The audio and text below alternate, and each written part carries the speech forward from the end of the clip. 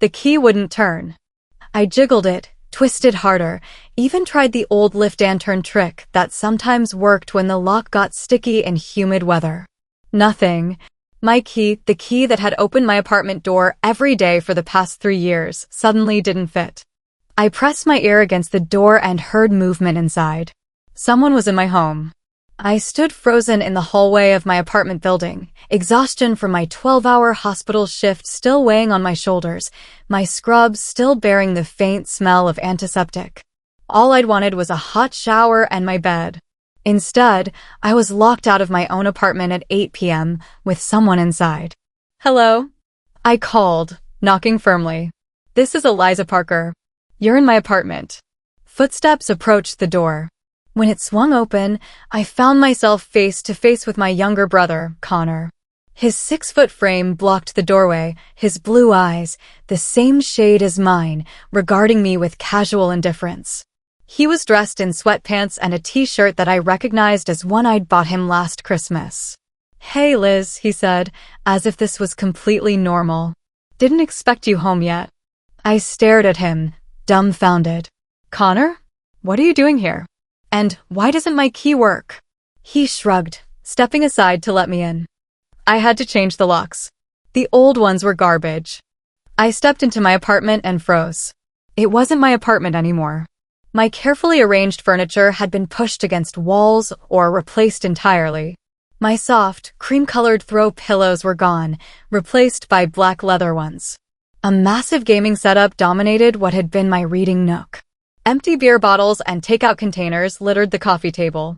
The subtle lavender scent I maintained with candles and diffusers had been overwhelmed by the smell of stale beer and pizza. "What have you done?"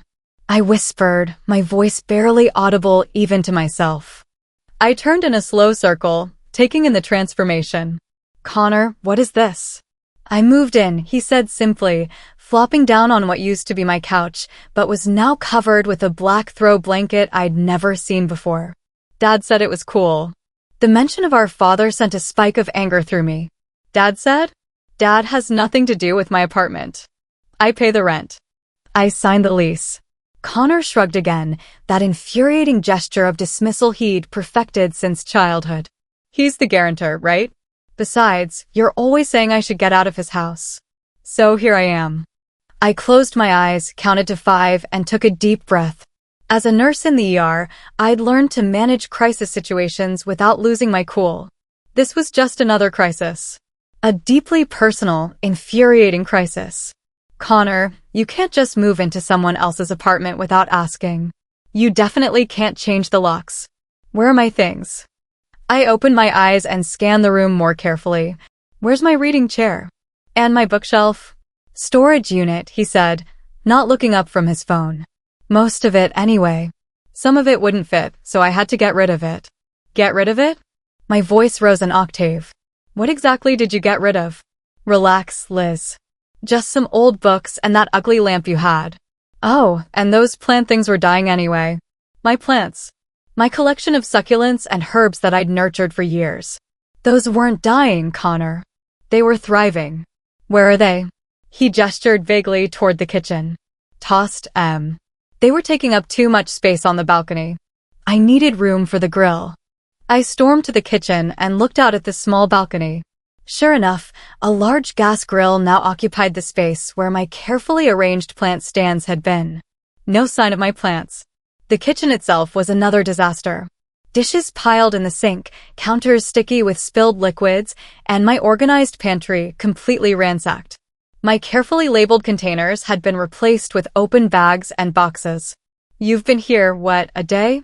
I asked, my voice tight with anger. "And you've already destroyed everything?" 3 days, actually, Connor corrected, finally looking up from his phone. "And I didn't destroy anything. I improved it. This place was like a grandma's apartment before." I pressed my fingertips to my temples, feeling a headache building. After 12 hours of dealing with actual emergencies, a car crash with multiple victims, a child with severe asthma, an elderly man having a heart attack, I now had to deal with this absurdity. "Where am I supposed to sleep?" I asked, not seeing my bed anywhere. "Oh," Connor said, as if just realizing the problem. I took the bedroom. But you can have the couch. It pulls out. That was the breaking point. No, Connor. This is my apartment. I'm not sleeping on the couch. You need to leave. Now. He laughed, actually laughed, as if I'd made a joke. Come on, Liz. Don't be dramatic. Dad already paid the rent for the next 3 months. He said it was about time I had my own place, and since you're hardly ever here anyway because of your crazy hospital schedule. Dad paid my rent? I cut him off, disbelief coloring my voice. Well, technically, he paid it to me, and I paid the landlord. We put the lease in my name. The room seemed to tilt slightly. You put the lease in your name? That's not possible. I have a lease. It's not up for renewal for another 4 months. Connor had the decency to look slightly uncomfortable for the first time. Yeah, about that. I might have told the landlord that you were moving out early. Dad helped smooth things over. You lied to my landlord? The headache was pounding now, a steady throb behind my eyes. Let me get this straight. You lied to my landlord, somehow canceled my lease, signed a new one in your name, moved in without telling me, got rid of my belongings, and changed the locks. And Dad helped you do this. Connor nodded, as if this summary was completely reasonable. He said you wouldn't mind. Something about how you're always saying I need to grow up and take responsibility. I laughed, a hollow sound without humor. Taking responsibility means getting your own place legitimately, Connor. Not stealing someone else's. He rolled his eyes. I didn't steal it. We kept it in the family. I pulled out my phone. I'm calling Dad. He's at that conference in Chicago, Connor said. But whatever. He already knows you'll be mad at first. He said you'd get over it. The casual dismissal of my feelings, my rights, my very autonomy sent a wave of cold fury through me. This was so typical of both Connor and my father. Throughout my life, they'd made decisions for me, dismissed my objections, and expected me to simply accept whatever they decided was best. I dialed my father's number, unsurprised when it went straight to voicemail. Dad, call me immediately. What you and Connor have done is not okay. It's illegal, actually. I want my apartment back, and I want it back today. I hung up and turned back to Connor. Who else knows about this?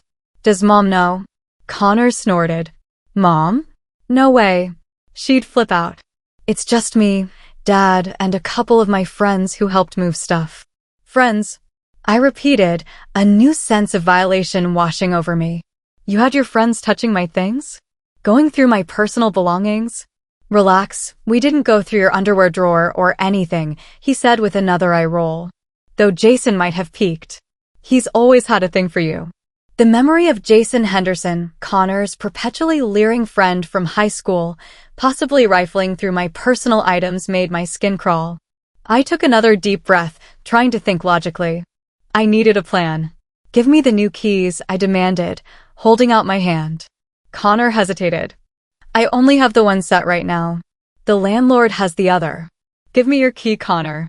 Now. Surprisingly, he reached into his pocket and handed over a single key. Fine, but I don't see what the big deal is. We could share the place. I'll even let you have the bedroom on your days off. I pocketed the key. That's not happening. You need to leave. Tonight?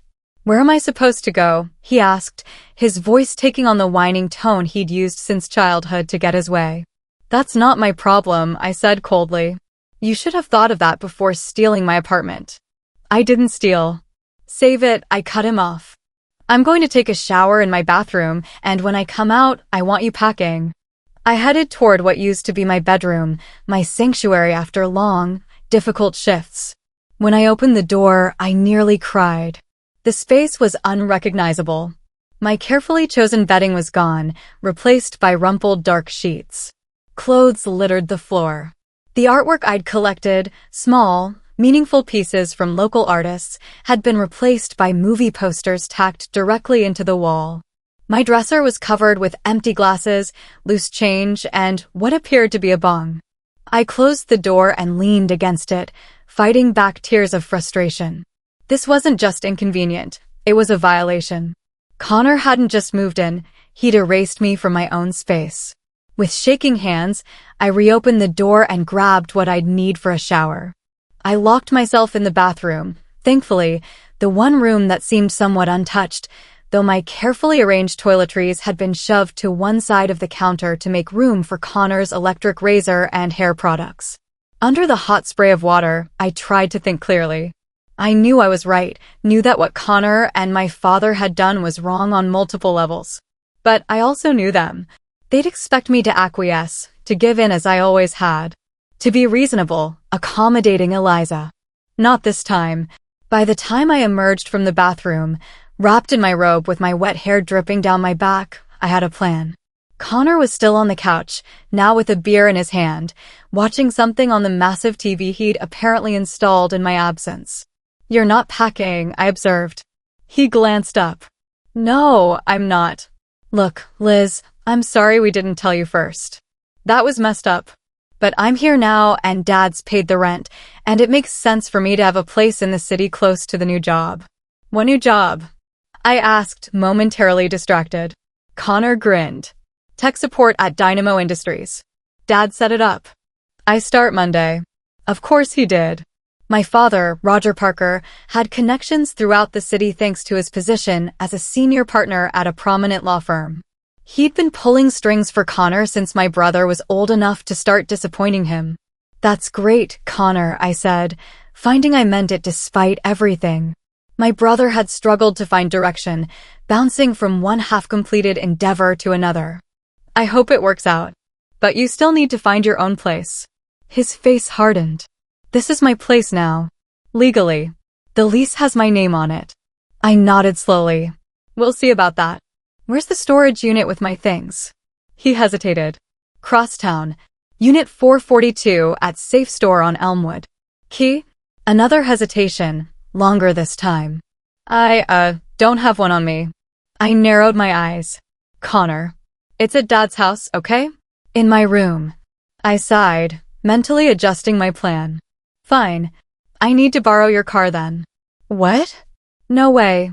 I'm not letting you take my car." "It's Dad's car," I corrected him. "And I need to get some of my things." I wasn't actually planning to go to the storage unit. Not yet, but I needed transportation. Connor groaned dramatically. "Fine, whatever. Keys are on the counter. But be careful with it. And don't go through my stuff in there." The irony of his concern for privacy was not lost on me. I got dressed quickly in the bathroom, then grabbed the car keys. "I'll be back in a couple hours." "Where are you going?" Connor called as I headed for the door. "To get what I need," I answered vaguely, closing the door behind me. My first stop was my best friend Mia's apartment, 15 minutes across town. I called her on the way, giving her the condensed version of my situation. By the time I arrived, she was waiting at the entrance to her building, concern etched on her face. "This is insane," she said after I'd filled in the details. "Your brother just took over your apartment? Can he even do that?" "Not legally, no," I said, following her into her apartment. "But my family has a way of creating their own reality and expecting everyone else to go along with it."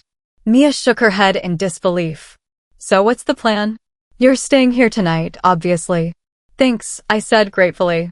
"But first, I need to make some calls." Over the next hour, I made 3 important phone calls. The first was to my landlord, Mr. Grayson, who was initially confused, then apologetic, and finally angry when I explained the situation. Apparently, Connor and my father had convinced him that I needed to break my lease due to a sudden job relocation, and that my brother taking over would be the simplest solution for everyone. "I should have called to confirm with you directly, Ms. Parker," Mr. Grayson said. "Your father was very convincing, and the paperwork appeared to be in order. But this is clearly fraudulent. I'll begin eviction proceedings immediately." "Thank you," I said. "But I'd prefer to handle this my way first, if possible." My second call was to a locksmith, who agreed to meet me at my apartment in the morning. The third call was to Sophie Green, a lawyer friend who had helped me navigate tenant issues in the past. She listened carefully, occasionally making sounds of disbelief. "This is cut and dry illegal, Eliza," she said when I finished. "Fraud, breaking and entering, destruction of property, unlawful eviction. Your father should know better, being an attorney himself." "He knows," I said grimly. "He just doesn't think the rules apply to him." Or to Connor, by extension. Do you want me to send a cease and desist letter? We could have this resolved through legal channels. I considered it. Not yet.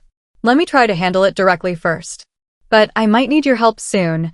You've got it, Sophie assured me. Document everything. Take pictures of the apartment. Any damage to your belongings, everything. And don't sign anything your father or brother puts in front of you.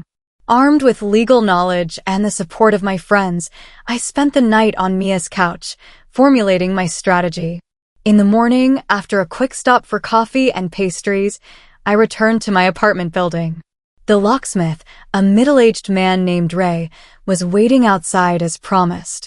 "You're sure you've got proper authorization for this?" he asked as we rode the elevator to my floor. "I don't want to get involved in any domestic disputes." I showed him my original lease, my ID with the matching address, and several utility bills in my name. My brother changed the locks without permission. "I'm simply restoring access to my legal residence." Ray nodded, satisfied. "Happens more often than you'd think. Roommates, boyfriends, girlfriends, people get crazy ideas about property rights." At the door to my apartment, I knocked first, not expecting Connor to be awake this early. To my surprise, the door swung open almost immediately. Connor stood there, looking considerably less smug than the previous evening. Behind him, I could see my father, still in his business suit despite the early hour, his silver-streaked hair perfectly combed as always. "Elizabeth," my father said, his tone the carefully controlled one he used in difficult negotiations. "We need to talk." I gestured to Ray. "This is Ray. He's here to change the locks back." My father's eyes flicked to the locksmith, then back to me. "That won't be necessary. May we speak privately?" "Actually," I said, stepping past them both into the apartment, "Ray needs to get started." "Connor, Dad, this is my apartment. I have a valid lease with 4 months remaining. What you've done is illegal on multiple levels." My father closed the door after we'd all entered, his expression hardening. "Elizabeth, you're being unreasonable. Your brother needs a place to live that's close to his new position. You're barely here due to your work schedule. This arrangement makes sense for everyone." "If it made sense for everyone," I countered, "you would have discussed it with me first." "You didn't, because you knew I would say no." "I knew you would overreact," he corrected. "As you're doing now." I turned to Ray. "Please proceed with changing the locks." Ray looked uncomfortable but nodded and began setting up his tools by the door. "Elizabeth," my father said sharply, "stop this nonsense immediately. The lease has been transferred to Connor." "It's done." Fraudulently, I replied. "I've already spoken with Mr. Grayson. He's very interested in how you misrepresented yourself and forged my signature." A flicker of uncertainty crossed my father's face before he masked it. "I did no such thing." "Then how exactly did you transfer the lease without my consent?" I challenged. Connor, who had been unusually quiet, spoke up. "Dad, maybe we should just let her have the apartment back. We could find me something else." My father shot him a look that immediately silenced him. "Connor needs stability right now, Elizabeth. This opportunity at Dynamo is his chance to finally establish himself. You're a successful professional with options. Your brother needs this more than you do." It was the same argument he'd made my entire life. Connor needed things more. Connor deserved special consideration. Connor required extra support. Meanwhile, I was expected to be self-sufficient, accommodating, and endlessly understanding of my brother's needs superseding my own. "My belonging, Dad," I said quietly. "The things that matter to me." Connor threw them away. "My plants that I've had for years. My books. Materials things," my father dismissed with a wave of his hand. "They can be replaced." "Not all of them," I said, thinking of the first edition novel my mother had given me before she moved across the country after the divorce, the handmade pottery from my grandmother, the plants I'd nurtured through multiple moves. "But that's not even the point. The point is that neither of you had any right to make this decision." Ray cleared his throat. "Ma'am, I've removed the current lock. Ready to install the new one whenever you say." My father's face darkened. "If you do that, I'll have you reported for illegal entry." Ray looked to me, clearly uncomfortable being caught in family drama. "Mr. Parker," I said to my father, Using the formal address he preferred in professional settings, I have documented everything. The original lease in my name, which is still valid. The utility bills in my name. The fraudulent transfer that Mr. Grayson has now acknowledged was improperly obtained. If anyone is reported for illegal entry, it will be Connor. My father's jaw tightened, a tell I recognized from childhood that indicated he was reassessing his strategy. Elizabeth, be reasonable. Think about your brother's future. I am being reasonable, I replied. Ray, please install the new lock. As Ray began working, I turned to Connor. You have 2 hours to pack your personal belongings. Anything you brought in. I expect a full accounting of what happened to my possessions, particularly the items you claim to have discarded. Connor looked to our father, who gave a slight nod. Fine, Connor muttered. I'll get my stuff. My father wasn't done, however. This is disappointing, Elizabeth. I expected more maturity from you. The familiar sting of his disapproval washed over me, but this time, I didn't let it penetrate. What's disappointing, Dad, is that you thought it was acceptable to steal my home and destroy my belongings, all to once again rescue Connor from having to face actual consequences or responsibilities. I was trying to help him start fresh, my father insisted. That job at Dynamo is a real opportunity. Then help him find his own apartment, I said. Help him learn to navigate adult life legitimately. Don't teach him that it's okay to take what belongs to others. My father's phone buzzed. He checked it, frowning. This conversation isn't over. I have a client call I need to take. He looked at Connor. Get your things. We'll discuss next steps later. As my father stepped out into the hallway to take his call, I turned to Connor, who was standing awkwardly by the couch that was once again mine. Liz, he began, his voice uncharacteristically small. I really am sorry about your plans and stuff. I didn't think. That's the problem, Connor, I cut him off. You never think about how your actions affect others. You just do whatever you want and expect everyone to accommodate you. He looked wounded. That's not fair. I'm trying to get my life together. By stealing mine? I shook my head. That's not how it works. If you want to be an adult, start by respecting other people's boundaries and property. Ray finished installing the new lock and handed me 2 sets of keys. All done. Need anything else? I paid him and thanked him for his help. Once he was gone, I surveyed the disaster that was my apartment. It would take days to undo the damage Connor had done in just 3 days. Where's the storage unit key? I asked Connor. He pulled out his wallet and extracted a small key. Here, but most of your stuff is still there. I only threw out a few things, I swear. I took the key. I'll need the address and unit number written down. While Connor wrote out the information, I began taking pictures of the apartment, documenting the changes and damages as Sophie had advised. My father returned from his call, his expression still stern but somewhat subdued. Elizabeth, he began. I don't want to hear it right now, Dad, I said firmly. You and Connor violated my trust, my home, and quite possibly the law. I need time before I'm ready to discuss this with you. To my surprise, he nodded. Fair enough. Connor, have you gathered your things? Not yet, Connor mumbled. There's a lot. Then get started, our father instructed. I'll help.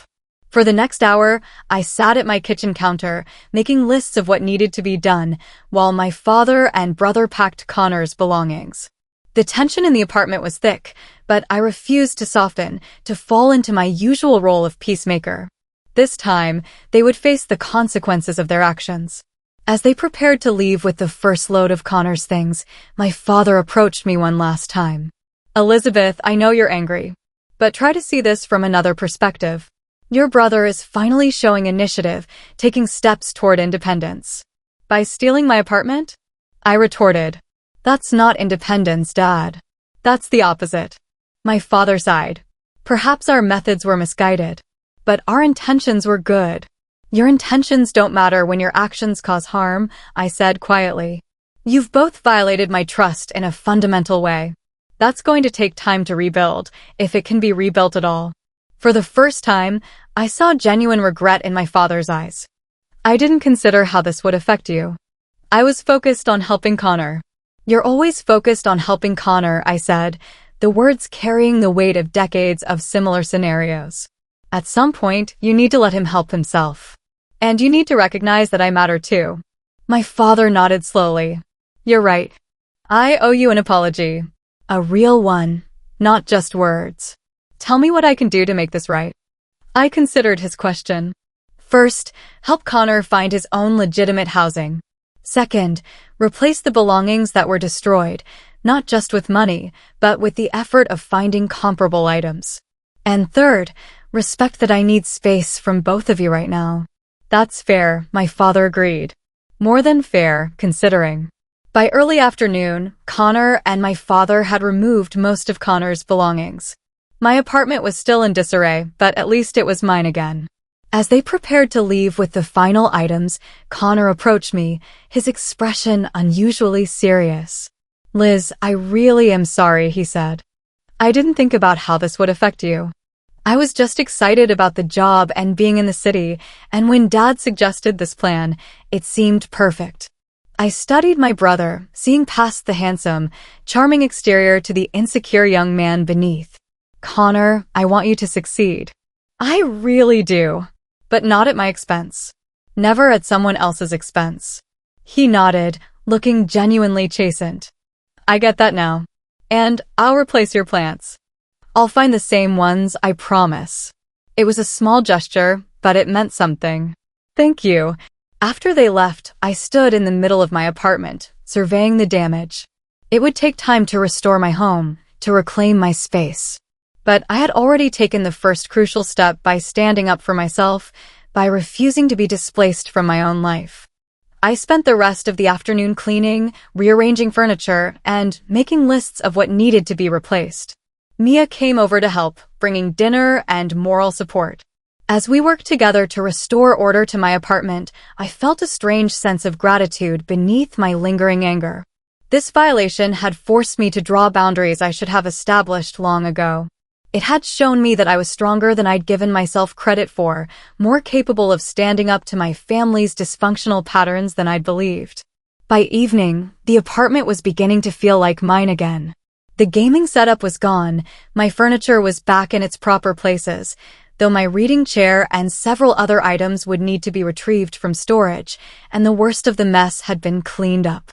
As Mia and I sat on my couch, eating pizza and drinking wine, my phone buzzed with a text from my father, signed Connor up for a month-to-month rental in West Side Gardens.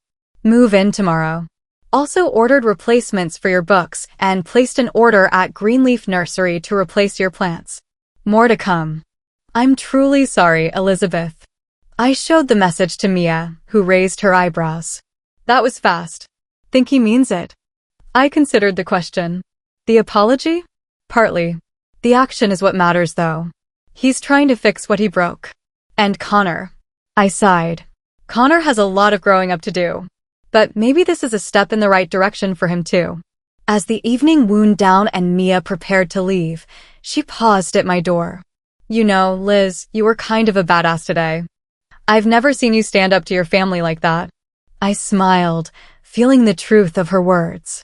It was time. After she left, I stood in my living room, still bare of many of my belongings, but undeniably mine again.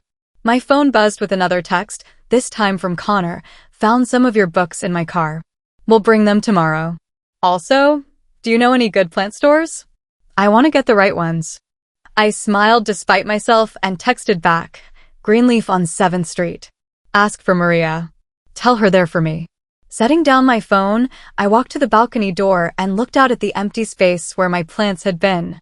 Tomorrow, I would begin the process of replacing what was lost, of rebuilding my sanctuary. But tonight, I had already reclaimed something more important, my voice, my boundaries, my home. As I prepared for bed in my own bedroom, now stripped of Connor's belongings, but still bearing the marks of his brief occupation, I felt an unexpected sense of peace. The day had been challenging, emotional, and at times infuriating. But I had emerged from it stronger, clearer about what I deserved and unwilling to accept less. My brother had moved into my apartment without asking and changed the locks. But in doing so, he had inadvertently given me the push I needed to change to stop being the accommodating daughter and sister who put everyone else's needs before her own, and to start being the woman who demanded respect for her boundaries and her space. It was, I realized as I drifted off to sleep, the kind of change I had needed for a very long time.